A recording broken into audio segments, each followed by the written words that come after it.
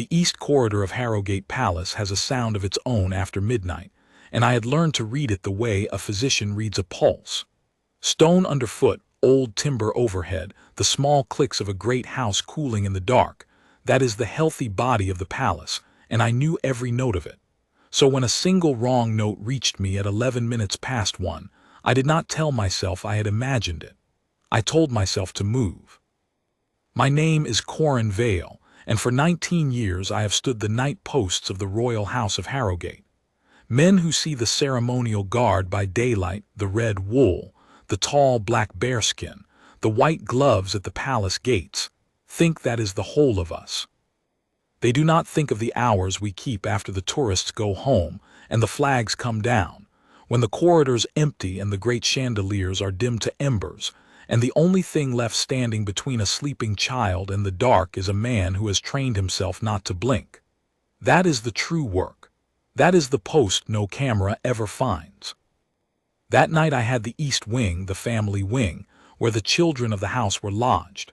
Prince Torin, 11 years old and heir after his father to more responsibility than any boy should carry, slept behind the third door on the left. His younger brother, Bram, only 6, was 2 doors past him. Their cousin, Princess Malin, 9, had the room at the corridor's end, nearest the nursery stair. I had walked that corridor perhaps 10,000 times. I could have walked it blind, and some nights when the palace killed its lamps to save the old wiring, I nearly did. The wrong note came from below. I want to be precise about this, because in the days that followed a great many people asked me how I knew, and some of them clearly hoped I would say I had a feeling, a premonition, some soldier's sixth sense they could dismiss with a smile. I had no such thing. What I had was 19 years of the palace teaching me its own body, and a sound that did not belong to it, the faint, deliberate scrape of a latch being worked on the servants' stair, the stair that should have been bolted from the inside since the household went to its beds at 10:30. A bolted door does not scrape. A bolted door is silent. Someone was standing on the other side of that door in the dark, and they were being careful, and careful is the most dangerous thing a man can be inside a palace at 1 in the morning. I did not raise the alarm. That was the first decision, and I have turned it over 1,000 times since, and I would make it again. An alarm at that hour would have woken the wing. It would have brought the children into the corridor rubbing their eyes, brought Prince Torin to his door to see what the noise was, brought a frightened 6-year-old into the exact space I most needed to keep empty. It would have told whoever stood on that stair that they had been heard, and given them the choice to run or to rush. I did neither. I did what my post demanded. I went toward the sound. The corridor ran black ahead of me, lit only by the low amber safety lamp above the far window and the thin blue of moonlight through the tall glass. I moved along the inner wall, where the runner carpet muffled a boot, and the old boards were laid tightest, and did not speak. I have a bad habit, off duty, of walking heavily. My wife used to say she always knew when I was in a mood by the thunder of me on the stairs. On duty I am another creature entirely. On duty I can cross a room, and a sleeping man will not stir. I crossed 40 feet of that corridor in perhaps 30 seconds, and made no more noise than the house made cooling. At the head of the servants' stair there is a small arched door, painted the same gray as the wall so that visitors never notice it, and a narrow landing beyond where the back stair turns down toward the kitchens and the old service passages. That is where the scraping had come from. I stopped 3 feet short of the door and made myself still, and I listened, and I heard it again, the careful, patient working of the latch, and under it, so faint I might have doubted it in a louder place, the sound of a man breathing through his mouth. He was inside the door. He had already worked the bolt. He was on the landing. Here is a thing I had learned about myself over 19 years, and it is the truest thing I know about the work. When the moment finally comes, the moment all the standing still is for, a good guardsman does not feel fear, or rather he feels it and sets it down like a rifle he is not permitted to fire yet. What I felt in that instant, 3 feet from the gray door, was a great and terrible clarity. Every irrelevant thing fell away. I was not thinking about my sore knee or the cold or the long hours to dawn. I was thinking about one thing only, and it was the third door on the left, and the boy asleep behind it who did not know that anything in the world was wrong. I reached out and I opened the door. I will tell you what I expected because it matters to what happened. I expected a thief. Palaces are full of things worth stealing, and now and then a bold or a desperate man decides the risk is worth it, and we catch him in the plate room or the picture gallery with his pockets heavy and his nerve already failing. A thief, faced with a guardsman in the dark, almost always folds. He wants the silver, not a fight. I had taken 3 thieves in 19 years, and none of them had raised a hand to me. The man on the landing was not a thief. I knew it in the first half-second before I could have told you why. He was dressed in dark, close clothing, not the rough coat of a chancer but the deliberate flat black of a man who did not want to be seen, and had thought carefully about how not to be. He wore soft shoes. He had a small light in his hand, hooded so that it threw only a thin coin of glow at his own feet, and even that he killed the instant the door moved. And he did not look at me the way a thief looks, that flood of panic, the frozen animal moment of a man caught. He looked at me the way one professional looks at another who has appeared where he was not supposed to be. He measured me. In the dark, on that narrow landing, in the space of a single breath, he decided what I was and what I would do, and I watched him decide it, and I understood that this was a man who had come into the palace not for a thing but for a person. There was only one reason a man like that climbed the servants' stair to the family wing at 1 in the morning. The stair led to one place. It led to the children. "You will stop where you are," I said. I did not shout. A shout wakes children. A shout tells the man exactly how frightened you are. I said it low and flat and certain, the way I would tell a soldier to hold a line, and I put my body squarely in the doorway so that the arch of it framed me, and there was no way past me that did not go through me. "You will put your hands where I can see them. You are inside the private wing of the royal house, and you will come no further." For a moment, one long moment, he did not move, and I did not move, and the whole palace seemed to hold its breath around the two of us. I could hear the old clock on the corridor wall behind me, the one that has ticked since before my grandfather's time.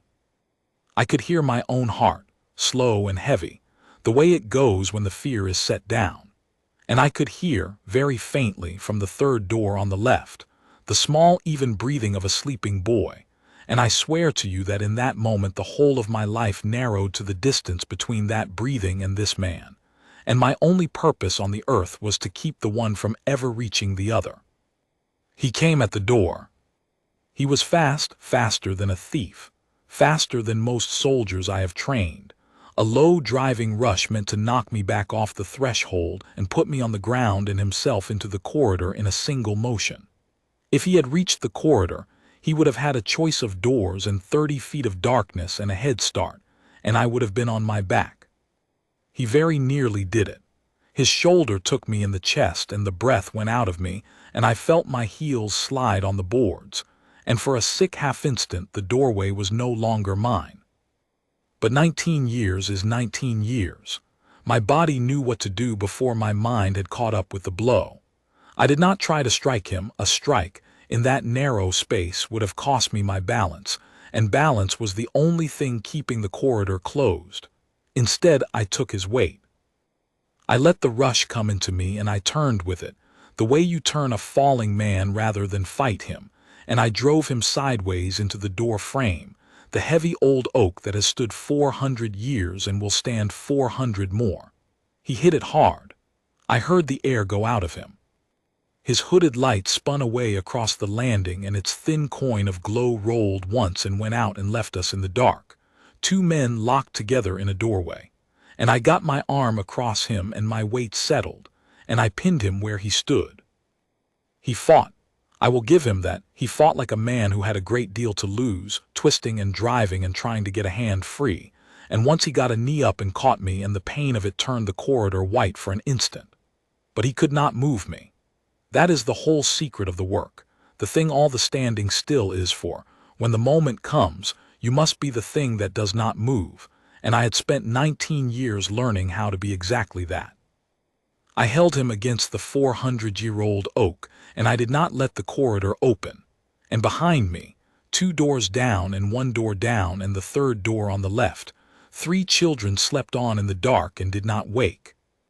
"You will stop," I told him again, close to his ear, still low, still flat. "It is over.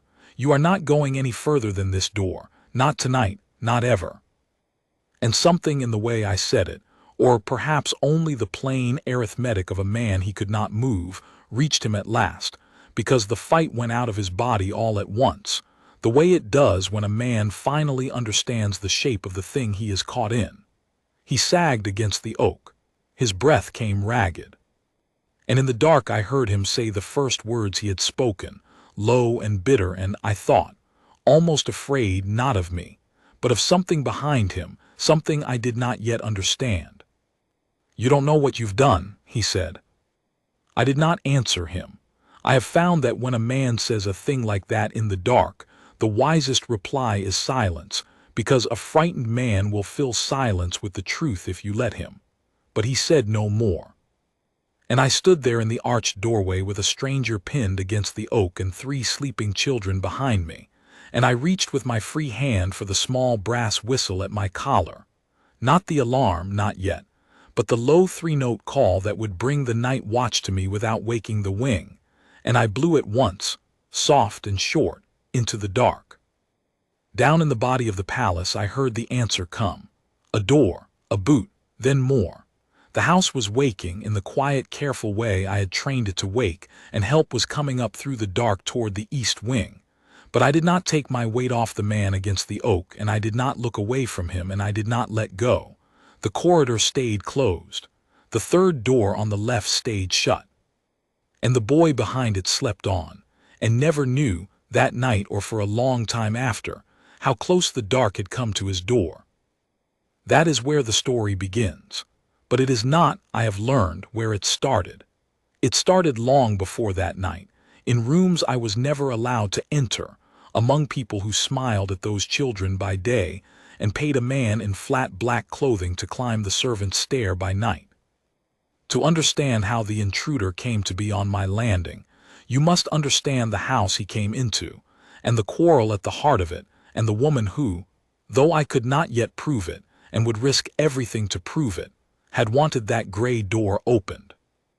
Let me take you back, then, to the palace by daylight, and to the days before the night the dark came for the young prince. Let me show you the house as it truly was.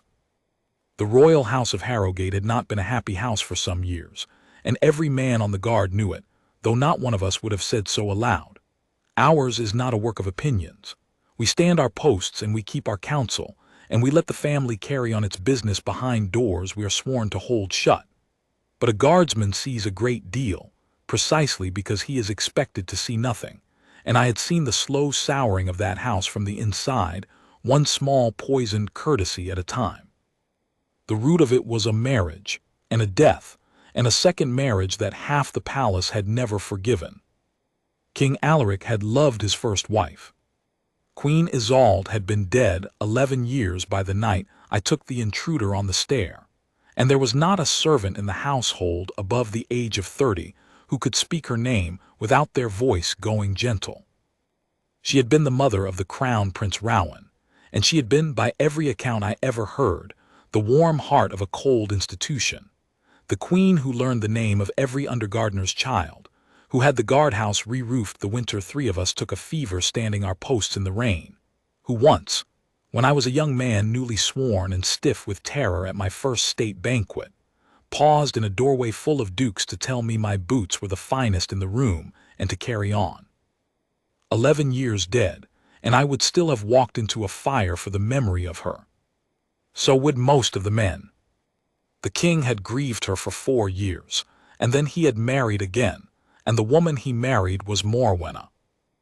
I must be careful how I speak of the queen consort, because a guardsman who speaks ill of the family he serves is no guardsman at all, and because a great deal of what I came to believe about her, I came to believe slowly, and against my own wish, and I will lay it before you as I learned it and let you judge. But I will not pretend to you that I did not see what I saw.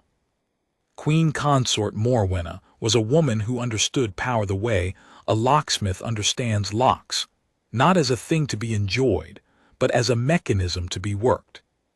She had come to the marriage a widow herself, with 2 grown children of her own, Lord Cassius, her son, a smooth and hungry man of 30 who wore his ambition like good tailoring, and Lady Verena, her daughter, sharp and watchful, and I always thought the more dangerous of the 2 for saying less. And she had come to the marriage understanding one thing very clearly that the grieving king in his loneliness had not. She understood the order of succession. King Alaric would not reign forever.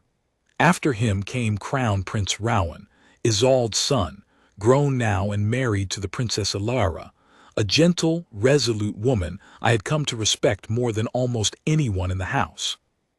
And after Rowan came Rowan's own children, for the crown ran through Isolde's line, through the son she had borne and down to his children after him. Those children were 3, Prince Torin 11, the eldest, and after his father the heir, his brother Bram 6, and their cousin Malin 9, the daughter of Ilara's late sister, taken into the family and loved as one of Rowan's own. Prince Torin, the 3rd door on the left, the boy asleep behind it the night the dark came climbing the stair. Do you see it now? Do you see the shape of the thing? I did not at first, or I saw it and refused it, because it was too ugly a thought to hold about the woman who kissed those children's brows at breakfast. But I ask you to hold in your mind as I tell you this story, a single cold fact about that house. Between Morwenna's own son Cassius and the throne of Harrowgate stood exactly 4 lives. The king, the Crown Prince Rowan, and Rowan's 2 boys, Torin and Bram. The king and Rowan were grown men, hard to touch, surrounded always. But the boys were only boys. And the eldest of them, the one whose room lay 3rd on the left down the corridor I walked every night, was the linchpin of the whole line, the heir's heir, the future of Isolde's blood, the one child whose safety the entire succession turned upon. I did not think these thoughts by daylight. By daylight I stood my post and Queen Morwenna swept past me in her cool perfume with never a glance, and Lord Cassius nodded to me the way a man nods to a useful piece of furniture, and the children ran shrieking down the long gallery with their nurse 3 steps behind, and the palace was only a palace, and the house was only a family with its quarrels, and I told myself I imagined the chill. But I did not imagine the chill, and the man in flat black on the servant's stair did not imagine it either. Let me tell you about the weeks before that night, because the house had begun to change, and I, standing my silent posts at the edge of every room, had begun to see the change and not to understand it. It began, I think, with the matter of the schooling. Prince Torin was 11, and there had been a plan, long settled, that on his 12th birthday he would be sent away to be educated among boys of his own age, as heirs of the house had always been. It was Isolde's own wish, set down before her death, that her son's son should not grow up a hothouse flower in a palace of adults, but should learn the world with a scraped knee and a hard bed like any other boy. The Crown Prince Rowan held to it fiercely, because it had been his mother's wish, and because he had been sent away himself at that age and reckoned it the making of him. And Queen Morwenna had begun, very gently, very reasonably, to argue against it. The boy was delicate, she said. The times were uncertain, she said. Was it wise, she asked, at a table where I stood my post against the wall and was not supposed to be listening, to send the heir away from the protection of the palace, out into a world where anything might happen to him, where the house could not keep him safe? Better, surely, to keep him close. Better to keep him here at home, under the eye of those who loved him. She said it so warmly. She said it with such apparent tenderness that even Rowan, who did not trust her, had no way to answer it except to say that it had been his mother's wish, and to see, when he said it, the smallest flicker cross Morwenna's face at the name of the woman she had replaced. I remember thinking at the time, only that it was a sad thing, a family quarreling over a dead woman's wishes. I did not think, she wants him kept where she can reach him. I did not think, a boy sent away to school among 100 others, guarded and hidden and hard to find, is a boy who is safe, and a boy kept at home behind a servant's stair that scrapes in the night is a boy who is not. I did not think it because I did not yet want to, but I would think it later. On the landing, with a man in flat black pinned against 400-year-old oak and 3 children sleeping behind me, I would think it, and my blood would run cold. That is the house the intruder climbed into. That is the quarrel at its heart. Now let me return you to the night, and to the whistle I blew soft into the dark, and to the men who came up the stair to me, and to the thing we found on the intruder when we searched him, the thing that turned a night's alarm into something far worse, and set me on a road I could not turn back from. The first man up the servant's stair was de Verl, my sergeant of the night watch, a spare gray soldier who had stood these posts nearly as long as I had, and who came at a dead run with his baton drawn and never made a sound above a whisper. I heard him before I saw him, the soft rush of a man who knew how to move in the dark, and I felt him come up beside me on the landing and take in the shape of it in one long look. The guardsman braced in the arched doorway, the stranger in flat black pinned against the oak, the corridor beyond still and shut and safe. De Verl did not ask a question. There was no need. He put his baton away and took the intruder's free arm and locked it up behind the man's back. And between the two of us, the fight was well and truly finished. 2 more men came up behind him, young Ansel and old Tam, and I had them fan out along the corridor with instructions I gave in a whisper: check every door softly, softly, wake no one, and stand a man at each of the children's rooms until I said otherwise. I would not have that corridor left unwatched, not for one heartbeat, until I knew for certain that this man had come alone. And I did not know it. That was the cold thought under everything, that first hour. I did not know whether the man against the oak was the whole of the danger or only the point of it. So I posted my men and I kept the intruder pinned and I waited, and the palace held its breath. We searched him there on the landing, by the hooded light of de Verl's lamp turned low. He said nothing. He had gone from fighting to a kind of stony silence, staring at the wall, and he let us search him the way a man lets a thing be done that he has already accepted, and that stillness told me more than any struggle would have. This was not a man surprised by capture. This was a man who had reckoned capture as one of the possible costs and had come anyway.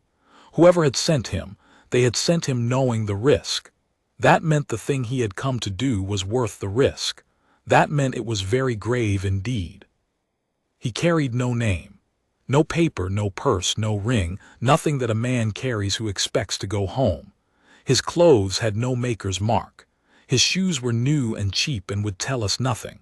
He had, hooded in one pocket, the small dark lamp I had heard him kill, and in another a short pry-bar wrapped in cloth so it would not clink. And in an inner pocket, sewn against the lining where a careless search would miss it, he carried one thing only, and when de Verl drew it out and held it to the lamp, I felt the whole night change its weight. It was a key. Not a common key, not a servant's key, not a door key of the kind that hang in their dozens on the housekeeper's board. It was an old, heavy, ornate key of dark iron, the kind that the house cut only a handful of and kept under lock themselves, and I knew it, or I knew its like, because I had stood guard beside doors that such keys opened. It was a key to the private wing. It was a key that could have walked a man past every locked door between the servant's stair and the children's rooms, silent, unhurried, opening his way to any bed in the corridor. He had not needed to break into Prince Torin's room. He had come with the means to simply open the door. De Verl and I looked at each other over the lamp, and neither of us said the thought aloud, because the thought was treason to say. There were perhaps 6 such keys in all the palace. They did not leave the house. A stranger in flat black did not simply find one in the street. Someone inside the walls of Harrowgate, someone with access to the keys of the private wing, Someone the house trusted had put that iron into a killer's pocket and pointed him up the servant's stair toward a sleeping boy. "We wake the crown prince," I said quietly. "Not the king. Not yet. The crown prince first, and he decides how far the news travels tonight. And this man goes to the strong room under 2 guards and no one speaks to him, no one deverl, whatever their rank, until Prince Rowan says otherwise. Do you understand me? Whatever their rank." Deverl understood me. He had done the same arithmetic I had. If someone inside the house had turned the key of this thing, then the news of the intruder's capture, loose in the palace before dawn, would run straight back to whoever had sent him. And a guilty hand, warned, is a hand that covers its tracks.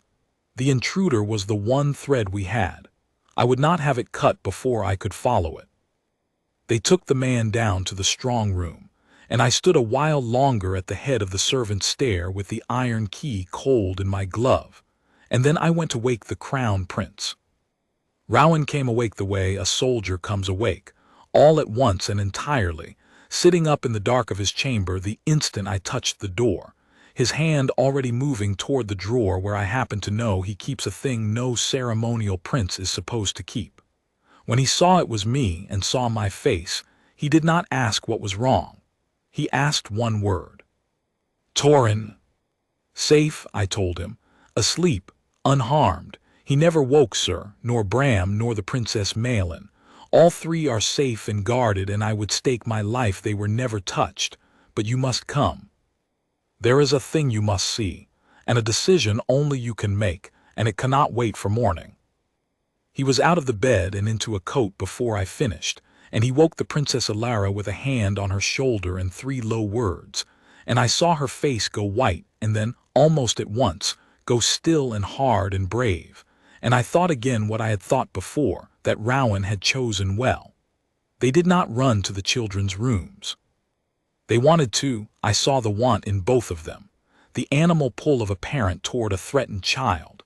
But Rowan mastered it, because he understood what I understood, that 3 children woken in terror in the small hours would remember that terror for the rest of their lives, and that the greatest gift we could give them now was to let them sleep through the whole of it, and wake to an ordinary morning that they would never know had been bought so dearly.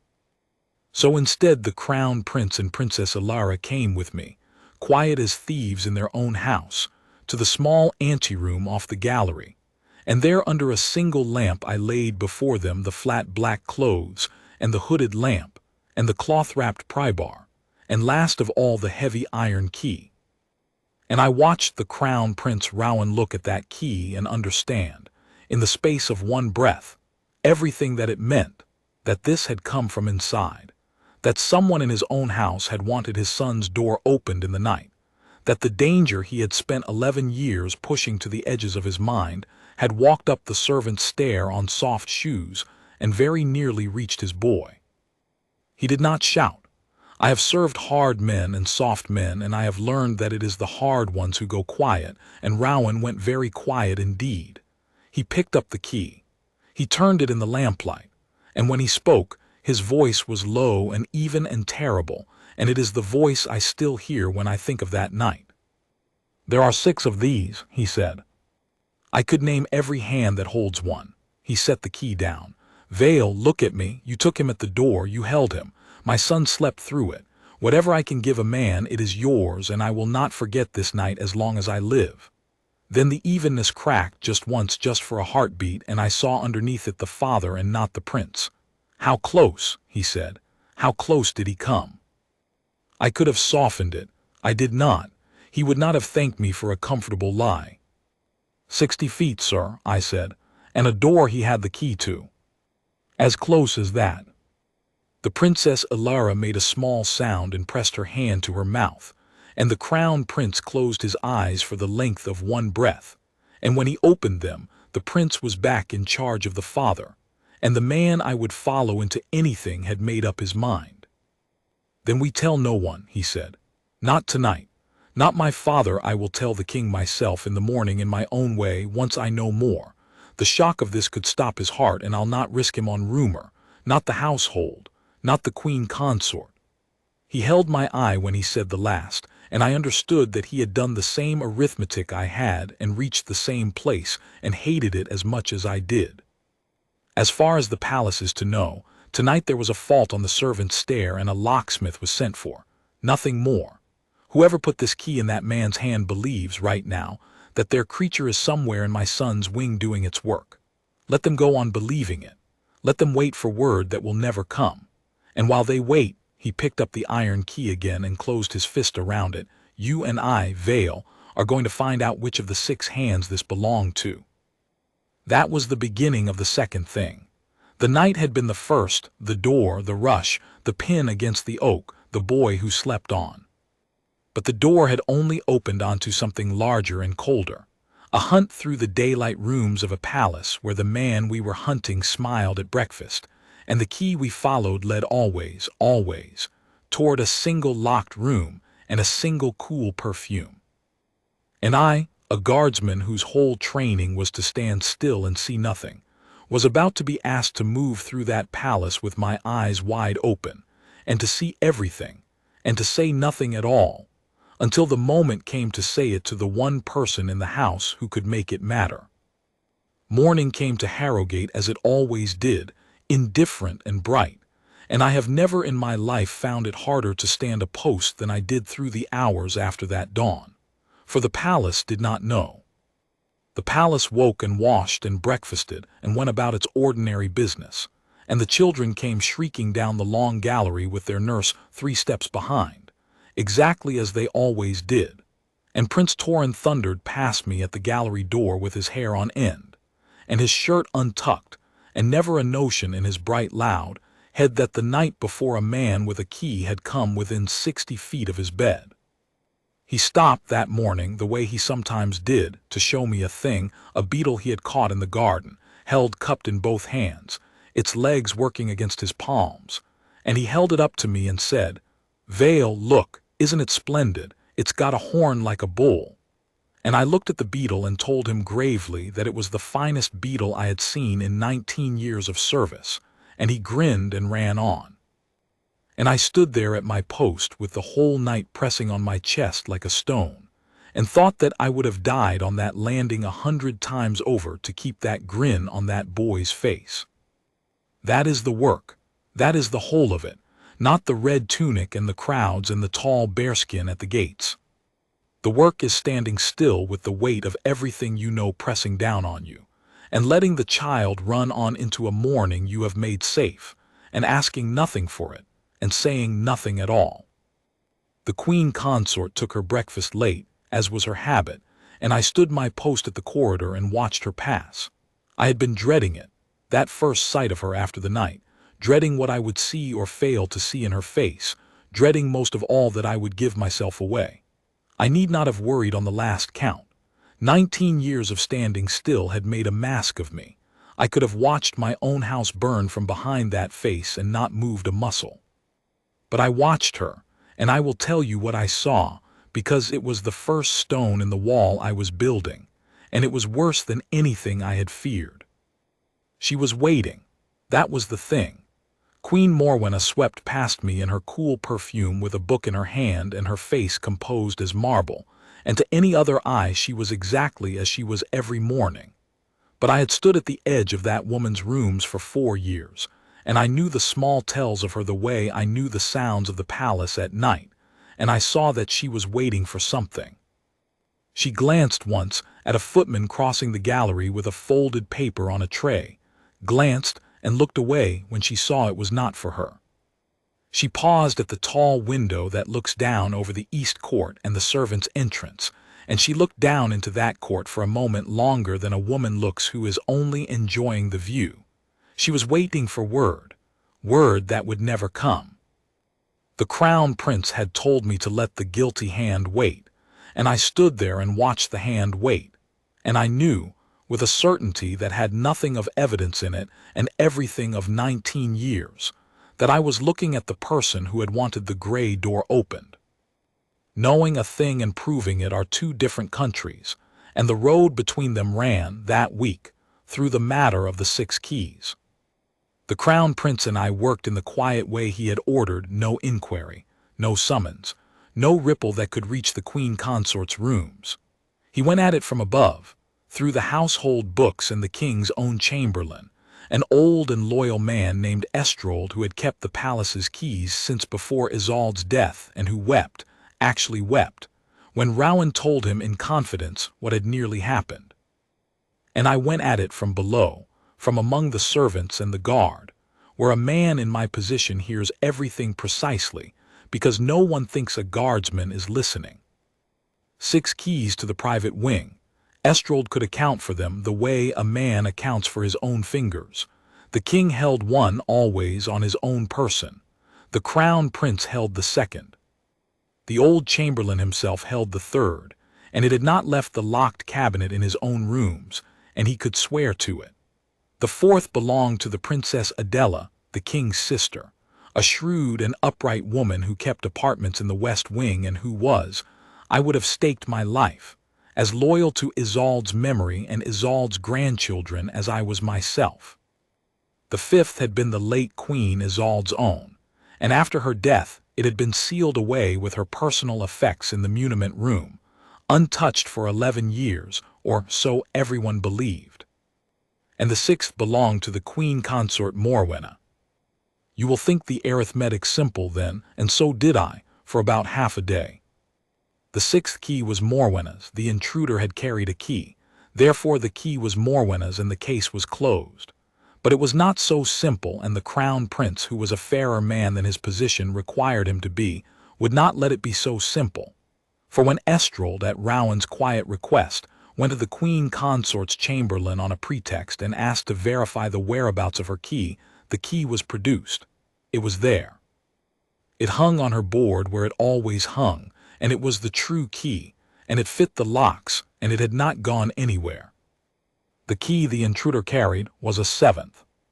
That was the midpoint of the whole dark business, the moment the ground shifted under my feet, and I remember exactly where I stood when the crown prince told me, at the end of the long gallery, in the gray light of a wet afternoon, both of us pretending to discuss the arrangements for a state dinner while we spoke in low voices of murder. A 7th key.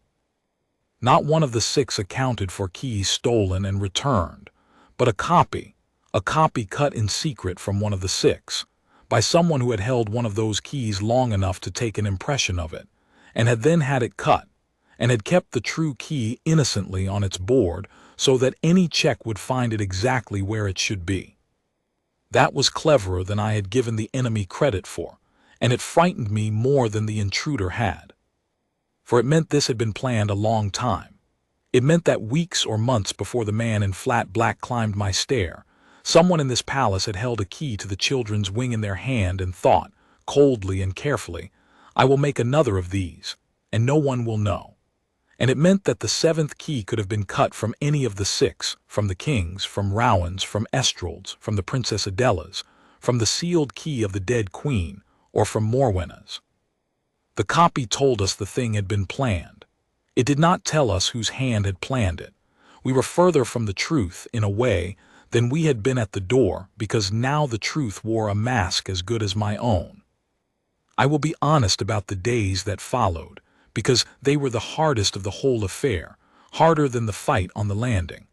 On the landing I had a body to hold and a corridor to keep, and my duty was plain as a wall. But in those days my duty was to stand my posts and smile at the children and say nothing, while inside the palace a hunt went on that I was not permitted to be seen to join, and while the woman I believed had bought my prince's death swept past me every morning in her cool perfume and waited for a word that would not come. And the worst of it, I will tell you the worst of it, was the not knowing whether I was right. For there were hours in the gray, wet middle of that week when I looked at my own certainty and did not trust it. Morwenna's key had never moved. The intruder had carried a copy. A copy could have been cut from any of 6 keys, and I had built the whole edifice of my belief on nothing but 19 years and a woman's glance out of a window. What if I were wrong? What if my dislike of her, for I did dislike her, and an honest man admits his own prejudice, had made me eager to hang a murder on the one person I had already decided was cold? A guardsman who lets his own bile decide a thing is a dangerous fool. So I held my certainty at arm's length and made myself doubt it, and doubted it hard, and looked for the evidence that would prove me wrong. I did not find the evidence that would prove me wrong. I found instead one small careless thing, the kind of thing a very clever plan overlooks precisely because it is clever, and looks always at the great mechanisms and never at the small human hinge. And it turned the whole hunt, and it came, as such things so often do, from a child. The Princess Malin was 9 years old and she noticed everything. She was that kind of child, quiet where Torin was loud, watchful where Bram was heedless, a small grave presence at the edge of every room, forever collecting the world into herself and saying little of what she found there. I had a soft spot for her that I tried not to show, because she reminded me, in her stillness, of the work I did. She too stood at the edges and saw what the loud ones missed. And it was Malin who, 4 days after the night on the stair, brought me the hinge of the whole thing without ever knowing what she had done. She came to me at my gallery post in the middle of the afternoon when the light was thin, and she stood a while beside me in her grave way, and then she said, "Vale, is it true a locksmith came in the night?" I told her gently that there had been a small fault on the servants' stair, and a man had been sent for to see to it, and it was all put right now and nothing for her to think about. And she considered this in her quiet way, and then she said the thing that stopped my heart. "That's funny," she said, "because the locksmith already came, weeks and weeks ago. In the daytime I saw him." I kept my face still. It cost me everything I had, but I kept it still. "Did you?" I said, as if it were nothing. "And where did you see a locksmith, Princess?" "In the muniment room," she said. "The one where they keep Grandmother Isolde's things. I go there sometimes." She said it a little defiantly, because it was a room children were not meant to go into, and then, seeing I would not scold her, she went on. "I go there because Grandmother Isolde's picture is there, the big one where she's laughing, and I like to look at it because nobody else does any more. And one day when I was there behind the big cabinet where nobody sees me, the man came in. Cousin Cassius brought him, and they didn't know I was there. And the man had a little wax thing, a soft gray block, and he pressed one of Grandmother's keys into it, the big iron one from her sealed box, and he wrapped up the wax and put it in his pocket, and Cousin Cassius put the key back in the box and locked it up again. And then they went away, and I didn't say anything because I wasn't supposed to be in there." She looked up at me, and something in my face must have shown after all, because her grave little brow creased. "Was that wrong, Vale? Was I bad not to tell?" I knelt down, I broke my post. I knelt right down on the gallery floor to be level with her, and I have never in my life more needed to say a thing rightly. "No," I said, "you were not bad. You were the bravest and cleverest of the whole house, and you have done a good and important thing by telling me now, and I am prouder of you than I can say. But Malin, this is the most important part, you must tell no one else. Not Torin, not Bram, not your nurse, not anyone at all except the Crown Prince and me. Can you keep it that close? Can you keep it like a soldier keeps a secret?" She drew herself up, all 9 solemn years of her, and said that she could. And she did. She kept it like a soldier. She was a better guard than half the men I have served with. So there it was. The 7th key had been cut from the 5th, from the late Queen Isolde's own sealed key, the one everyone believed had lain untouched for 11 years in the muniment room. And the man who had taken the impression of it, the wax pressed into the dead queen's iron, was Lord Cassius, Morwenna's son, the smooth and hungry man who nodded to me as though I were furniture, the man for whom exactly 4 small lives stood between his mother's marriage and the throne of Harrowgate. It was clever, do you see, cleverer than I had understood. If ever the 7th key were found and traced, it would trace to Isolde's sealed key, and the sealed key had been the dead queen's, and any hand might have reached it, and it pointed at no one living. Cassius had used the dead woman's key precisely because it belonged to no one. He had reached past his own key and his mother's key, the keys that would point straight at them, and had taken his impression from the one key in the palace that could not accuse a soul. It was the act of a man who had thought of everything. He had thought of everything except a 9-year-old girl who missed her grandmother, and went to look at a laughing portrait no one else looked at anymore, and stood very still behind a cabinet and saw.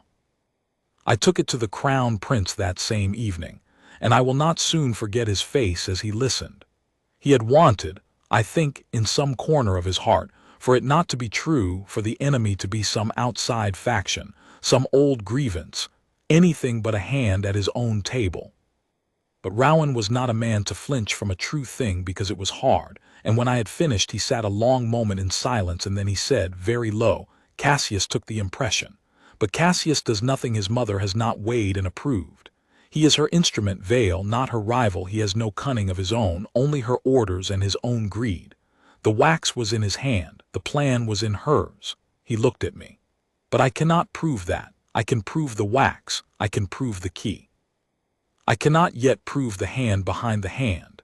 And if I move against the son without the mother, she will bury him and weep at his fall and go on.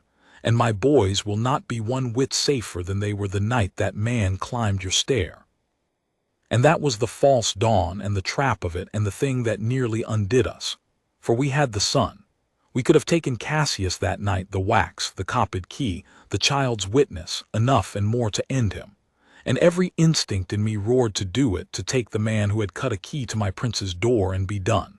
But Rowan saw further than his own fury, and he was right, and I have come to understand he was right, though it cost me sleep. To take Cassius alone was to cut off the striking hand and leave the mind that moved it free, and warned, and colder than ever. Morwenna would grieve prettily for her ruined son and swear she had known nothing, and who could prove otherwise? And she would still be in the palace. She would still be at the breakfast table, kissing those children's brows.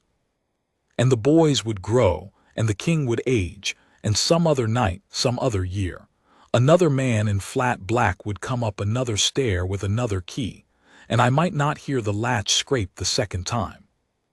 No, we could not take the son and leave the mother. We had to take them both together, past all deniability, and for that we needed the one thing we did not have. We needed to catch the hand behind the hand in the open. We needed Morwenna herself to reach for the key. The Crown Prince and I laid the trap over 3 careful days, and it was the Princess Adela, the king's sister, the 4th of the 6 keyholders and the shrewdest head in all of Harrowgate, who saw how to bait it. Rowan had brought her in because he trusted her past all doubt, and because he needed a hand that stood above suspicion and outside the guard, and she listened to the whole grim tale with a face like a closed book, and then said, in her dry way, "You are trying to make a cold woman make a warm mistake. You will not do it by threatening her. You will do it by making her believe she has won, and then by putting the one thing she wants just within her reach, in a place where she must come herself to take it." The one thing she wanted was the boy kept close, and so we gave her the schooling. Word was let out quietly, through the household channels that we knew ran back to the Queen Consort's rooms, that the Crown Prince had at last relented, that the matter of Prince Torin's education had been decided, and that the heir was after all to be sent away, and soon, that on a certain night 3 days hence, the boy would be moved under guard to the old dower house at Ravensmere to begin his new life, far from the palace, hard to reach, hard to find. It was the news Morwenna had fought against for months. It was the closing of her window. If she meant to reach the boy at all, she would have to reach him before he went. And the 7th key, we let it be understood, that troublesome copied key, had been recovered and would be sealed away for good in the muniment room the very night before the move, locked back in with the dead queen's things where no hand could reach it again. We were telling her in plain terms she alone could read, "Your creature failed, but no one knows it was yours. Your window is closing tomorrow, and the evidence that could hang your son is sitting, for one night only, in a room you can walk into. Come and take it back. Come and finish it yourself." It was a cruel and a clever thing, and it turned on a single terrible wager, that a mother who had sent a killer up a stair to a sleeping boy would not be able to leave the loose thread untied, and would come herself in the dark to the muniment room, to take the copied key and to see with her own eyes that her son was safe.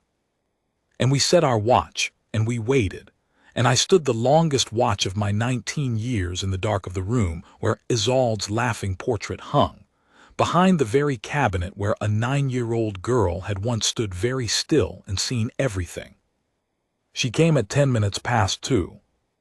I heard her before I saw her, not the scrape of a forced latch this time, but the soft, true click of a key turned by a hand that had every right to be in the palace, and no right at all to be in this room at this hour. The door opened. A hooded lamp threw its thin coin of light across the muniment floor, and Queen Consort Morwenna came into the room in a dark traveling cloak with the hood back from her face, and she went straight, without hesitation, without a single wasted motion, to the sealed box that held the dead queen's things. She had a small key of her own for it. How she had come by that I never learned, but it did not surprise me, and she opened the box, and she lifted out the copied iron key that we had placed there for her, and she held it up to her lamp and looked at it, and on her marble face there passed a thing I had waited a hard week to see. It was not fear. It was not grief. It was calculation, cold and quick, the locksmith looking at the lock. And then, worst of all, it was the beginning of relief, the small loosening of a woman who believes the last loose thread is now in her own hand and about to be cut. "You may put it down, madam," I said, and I stepped out of the dark. She did not scream. I will grant her that to the end of my days, the woman had nerve of iron. She went entirely still, the way I go still on my post, and the lamp did not so much as tremble in her hand, and she looked at me across the dead queen's portrait with those cool measuring eyes, and she said, without a tremor, "Vale, you are a long way from your post." "No, madam," I said, "this is my post. It has been my post every night for a week." And then the other lamps came up around the room, and the Crown Prince Rowan stepped out from behind the far cabinet, where he had waited beside his aunt the Princess Adela, and the old Chamberlain Estrold and my Sergeant de Verl. And the Queen Consort Morwenna turned slowly and saw them all, saw the whole silent court that had watched her lift a murderer's key from a dead woman's box, and I watched the last thread of her composure hold, and then not break so much as quietly set itself down, the way a queen sets down a thing she has no further use for. "It is a copied key, madam," said the Crown Prince, and his voice was very quiet in that room. "Cut in wax in this very room from my late mother's own key by your son Cassius, who did not know that a child stood watching. Carried 4 nights ago up the servants' stair to the wing where my sons sleep, by a man who is at this moment in my strong room and who has, an hour since, given us the name of the person who paid him. You have just taken that key from that box with your own hand, in front of the king's sister, the king's chamberlain, and 2 sworn men of the guard. There is no thread left to cut, Morwenna. You reached for it yourself." For a long moment, the Queen Consort said nothing at all. And then, and this is the thing I remember most, the thing that told me at last, past all my own doubt, that I had never been wrong about her, she did not weep, and she did not plead, and she did not deny. She looked at Rowan with those cold, clever eyes, and she said, in a voice as level as a laid table, "The boy stood between my son and everything he was born to. You would have done the same in my place. You simply had the luck to be born on the near side of the door." "No, madam," said Rowan, "I would not, and that is the whole difference between us." He turned to de Verl. "Take her to her rooms. She does not leave them. Wake no one. The king will hear it from me at dawn and no one else, and the palace will never know how close it came." He looked last at me, and something passed between us that 19 years of standing posts had built and that I could not have put into words. "Vale held the door," he said quietly, to the room, to no one, to the laughing portrait of his mother on the wall. "That is all. He held the door. Everything after followed from that. They took her away, and she went with her head high and her step even, a queen to the last of it, and I stood in the muniment room under Isolde's portrait, and felt the strength go out of my legs all at once, the way it does when a long thing is finally over. The king heard it at dawn from his son in private, and I was not there and would not tell you what passed between them if I had been. But I saw King Alaric that afternoon, crossing the long gallery on the crown prince's arm, and he had aged 10 years in a night, and he stopped when he came level with my post, which he had never once done in all my years, and he looked at me a long moment with his tired old eyes. "Corran Vale," he said. He knew my name. In 19 years I had not been sure he knew my name. "My grandson is alive and does not even know he was in danger. That is your doing. A man may serve a house all his life and never once hold its whole future in his 2 hands for the space of a minute, and I am told you did, on a stair in the dark, and held it, and let a child sleep." His voice was not quite steady. "There is no honor in my gift equal to that, but you shall have every honor in my gift regardless, and my thanks which are worth less, and which you have for as long as I live." The Queen Consort Morwenna left Harrowgate within the month. Quietly, under an arrangement I was not told the whole of, stripped of her place and her title, and sent to a distant estate under a watch that would never lift, her name struck from the household as though a door had been closed on it forever. Lord Cassius went with her, a ruined man, his ambition finished, exactly nowhere at all now on the near side of any door. There was no trial, no scandal, no word in the wider world.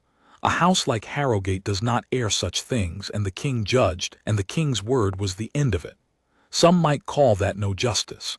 I have thought about it a great deal, standing my night posts in the years since, and I have decided that I do not agree.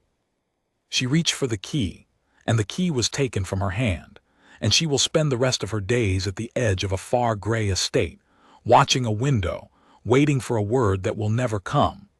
And if you had seen her lift that iron from the dead queen's box, and seen what was in her face, you would know that for her, there is no colder justice in the world than to be sent away from the throne she wanted and made to live. The intruder gave up the whole of it in the end, the meetings, the wax, the payment, the promise. He had thought on the stair that I did not know what I had done. I understood him better later. He had meant that I had ruined something enormous and moving, that I had walked into the middle of a plan long in the making, and with one turned shoulder in a doorway, brought the whole of it down. And so I had. I would do it again 1,000 times. Prince Torin was sent away to school, after all, on his 12th birthday, as his grandmother Isolde had wished, truly this time, not as a trap but as a gift, out into the wide world with a scraped knee and a hard bed like any other boy, guarded well but not smothered, free to become whatever a boy becomes who does not grow up knowing the dark once came for his door. He never learned the whole of it. Rowan and Alara judged, and I think rightly, that a child should not carry such a weight, and so they gave him instead the ordinary mourning I had fought for on the landing, and let him keep it and let him grow. He is a fine young man now, they tell me. He does not remember the guardsman who stood the east corridor when he was a boy. There is no reason he should. That is the whole shape of the work, and I have made my peace with it. The child runs on into a safe morning, and never knows, and that not knowing is the thing you gave him, and it is enough. Only the Princess Malin knew Malin, who saw everything, who kept the secret like a soldier, who had missed her grandmother and gone to look at a laughing portrait, and in her stillness saved the whole house without ever raising her voice. On the day Torin left for school, she came to my post and stood beside me a while in her grave way, and then she slipped her small hand into my white glove just for a moment and said, "We kept the door shut, Vale, didn't we? You and me." And I told her that we had. That was all. Two who stand at the edges and see what the loud ones miss, keeping a door shut in the dark and asking nothing for it and saying nothing at all. I am back at my posts now. The east corridor has its sound, after midnight stone underfoot, old timber overhead, the small clicks of a great house cooling in the dark, and I know every note of it, and I stand in it and I listen. Somewhere behind the doors of that wing, children sleep who do not know my name. That is as it should be. Let them sleep. Let them wake to ordinary mornings. I will be here in the dark, not moving, not speaking, not breaking, until the moment comes that all the standing still is for. And if it comes again on my stair, on my watch, I will hear the latch scrape, and I will not tell myself I imagined it. I will tell myself to move, and I will go toward the sound, and I will hold the door. That is the work, that is the whole of it.